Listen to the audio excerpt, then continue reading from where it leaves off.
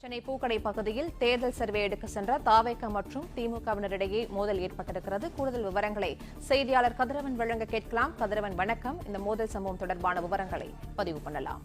சென்னை துறைமுகம் தொகுதியில வருகின்ற சட்டமன்ற தேர்தலில் மக்களின் ஆதரவு யாருக்கு, அதே போல நடிகர் விஜயின் தாயக்கினருக்கு மக்களுடைய ஆதரவு எவ்வாறு இருக்கிறது என்பதை சர்வே எடுக்க சென்ற தாவேக்கினர் மீது திமுக தடுத்து நிறுத்தி தாக்குதல் நடத்தியதால பெரும் பரபரப்பான ஒரு சூழல் காணப்பட்டிருக்கிறது.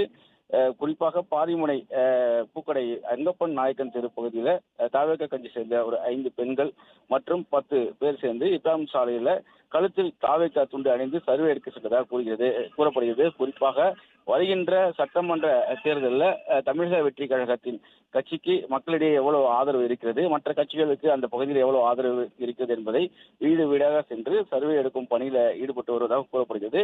அப்போது அங்கு திமுக வட்ட செயலாளர் கவியரசு என்பவர் அவர்களை தடுத்து நிறுத்தி காவல்துறையிடம் அனுமதி பெற்று அதனை செய்யுமாறு உங்களுக்கு அந்த உரிமை இல்லை என்று கூறி தடுத்து நிறுத்தியதாகவும் மேலும் சில திமுகவை சேர்ந்த ஆதரவாளர்களை வரவைத்ததாக கூறப்படுகிறது. அங்கு வந்த 30க்கும் மேற்பட்டோர் போலீசார் முன்னிலையிலே தாவேக்கானரை அடித்து தாக்கி அவர்களை அங்கிருந்து விரட்டியதாகவும் கூறப்படுகிறது.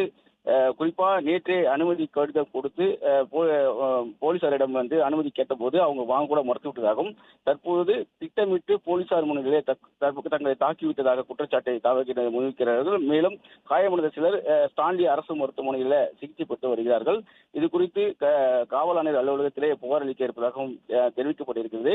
காவல்துறையிடம் அனுமதி பெற்று சர்வே எடுக்குமாறு திமுகவினர் தடுத்து நிறுத்தியதோடு மட்டுமில்லாமல் காவல்துறை முன்னிலையிலே அவர்கள் மீது தாக்குதலும் நடத்தியிருக்கிறார்கள். இதில் காயமடைந்தவர்தான் ஸ்டான்லி அரசு மருத்துவமனையில் அனுமதிக்கப்பட்டிருப்பதாகவும் கூறப்படுகிறது. இது குறித்து வடக்கு கடற்கரை போலீசார் விசாரணை மேற்கொண்டு வருகிறார்கள். தற்போது அது தொடர்பான வீடியோ காட்சிகள் வெளியாக இருக்குது. இதனை வைத்து தற்போது தாவேக்காவினர் காவல் ஆணையர்கள் புகார் அளிக்க இருப்பதாகவும் தகவல் கிடைக்கப்பட்டிருக்கிறது.